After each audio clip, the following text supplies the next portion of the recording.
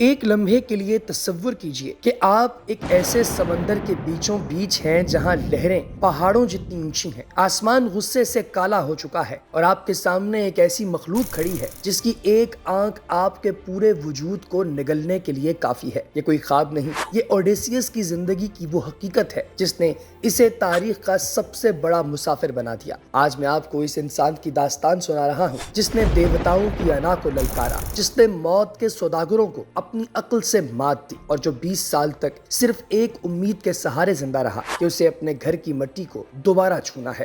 یہ اوڈیسیس کا سفر ہے جسے دنیا اوڈیسی کے نام سے جانتی ہے۔ ہماری کہانی کا آغاز یونان کی ایک چھوٹی سی لیکن خوبصورت ریاست ایتھاکا سے ہوتا ہے جہاں اوڈیسیس بادشاہ تھا۔ وہ صرف ایک حکمران نہیں تھا بلکہ اپنی ذہانت اور مصلحت پسندی کے لیے پورے یونان میں مشہور تھا۔ اس کی زندگی مکمل تھی، اس کے پاس ملکہ پینلوپی جیسی وفادار بیوی تھی اور ابھی اس کے ہاں ایک بیٹے ٹیلیمیکس کی ولادت ہوئی تھی، لیکن تقدیر کو کچھ اور ہی منظور تھا۔ یونان کی سب سے خوبصورت عورت ہیلن کو ٹروائے کا شہزادہ پیرس اغوا کر کے لے گیا اور پورے یونان کے بادشاہوں پر یہ لازم قرار پایا کہ وہ اپنی عزت کی بحالی کے لیے ٹروائے پر حملہ کریں گے۔ اوڈیسیس اس جنگ میں نہیں جانا چاہتا تھا کیونکہ اسے علم تھا کہ یہ سفر اسے برسوں اپنے خاندان سے دور کر دے گا، لیکن جب اسے زبردستی بلایا گیا تو اسے اپنی ہی ریاست کی خاطر نکلنا پڑا۔ ٹروائے کی یہ جنگ کوئی عام جنگ نہیں تھی، یہ 10 سال تک چلنے والا ایک خونی مارکا تھا جہاں بڑے بڑے سورما خاک میں مل گئے۔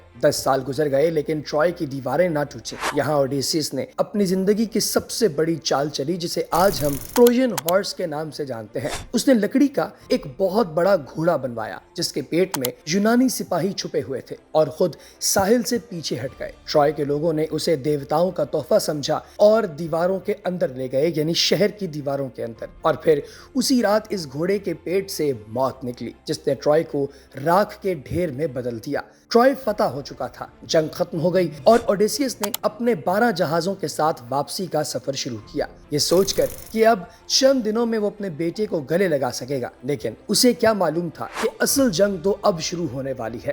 یہاں سے شروع ہوتا ہے اوڈیسی کا سفر، یعنی اوڈیسیس کا سفر۔ جب وہ واپسی کے سفر پر نکلا تو سب سے پہلا پڑاؤ اسمارس کا شہر تھا جہاں اس کے سپاہیوں نے لوٹ مار کر کے فتح کا جشن منانا چاہا، لیکن مقامی قبائل کے جوابی حملے نے انہیں بھاگنے پر مجبور کر دیا اور کئی قیمتی جانیں ضائع ہوئیں۔ ابھی وہ سنبھل ہی رہے تھے کہ ایک زوردار طوفان انہیں لوٹس کھانے والوں کے جزیرے پر لے گیا۔ وہاں کے لوگ ایک ایسا جادوئی پھل کھاتے تھے جسے چکھتے ہی انسان اپنا ماضی، اپنا گھر اور اپنا مقصد سب کچھ بھول جاتا ہے۔ اوڈیسیس کے سپاہی وہ پھول کھا کر وہیں کے ہو کر رہ گئے۔ وہ روتے تھے کہ ہمیں واپس نہیں جانا۔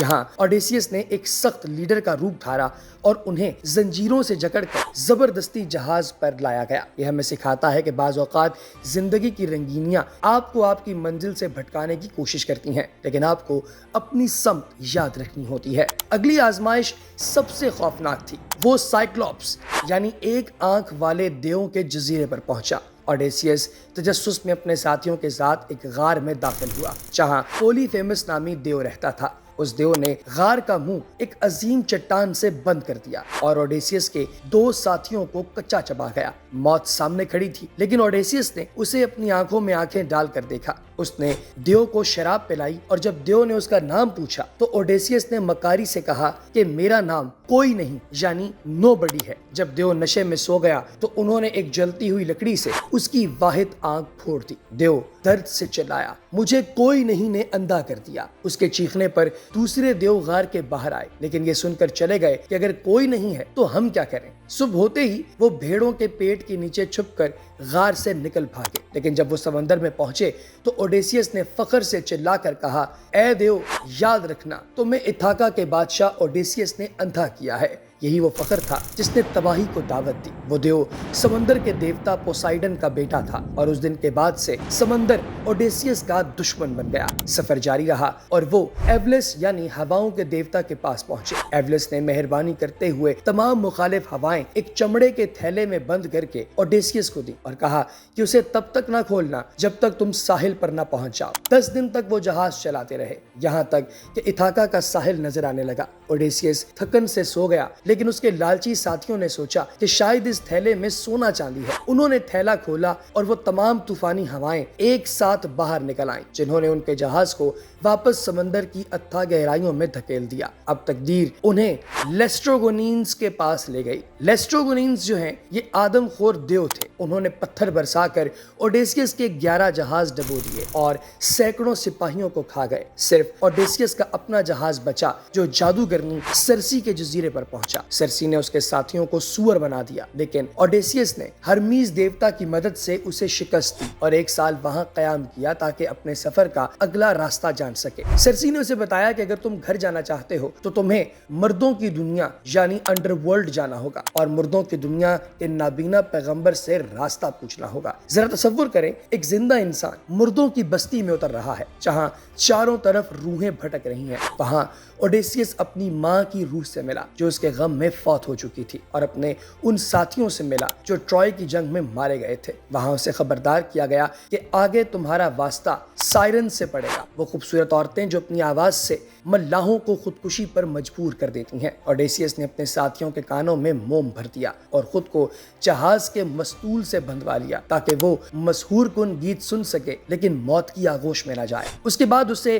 سکیلا نامی 6 سروں والے اکریت اور کریبڈس نامی خوفناک بھنور کے درمیان سے گزرنا پڑا جہاں اس نے اپنے 6 بہترین سپاہی کھو دیے۔ آخری تباہی تب آئی جب بھوک سے مجبور ہو کر اس کے ساتھیوں نے سورج دیوتا کی مقدس گایوں کو ذبح کر دیا۔ دیوتاؤں کے غصے نے سمندر میں وہ طوفان برپا کیا کہ اوڈیسیس کا آخری جہاز بھی ٹوٹ گیا اور اس کے تمام ساتھی غرق ہو گئے۔ وہ تنہا ایک تختے کے سہارے کیلپسو کے جزیرے پر پہنچا جہاں اس ہور نے اسے 7 سال تک قید رکھا۔ اس نے اوڈیسیس کو پیشکش کی کہ وہ اسے کبھی نہ مرنے والا دیوتا بنا دے گی، لیکن اوڈیسیس روز ساحل پر بیٹھ کر روتا تھا اور اپنے گھر کی مٹی کو یاد کرتا تھا۔ آخرکار دیوتاؤں کو اس پر رحم آیا اور اسے رہا کرنے کا حکم دیا گیا۔ وہ ایک لکڑی کے تختے پر سفر کرتا ہوا فیاشنز کے ملک پہنچا جنہوں نے اس کی داستان سن کر اسے عزت کے ساتھ اتھاکا پہنچا دیا۔ 20 سال بعد وہ اپنے ملک تو پہنچا لیکن اب وہ ایک بادشاہ نہیں بلکہ ایک بوڑھے فقیر کے روپ میں تھا۔ دوستو،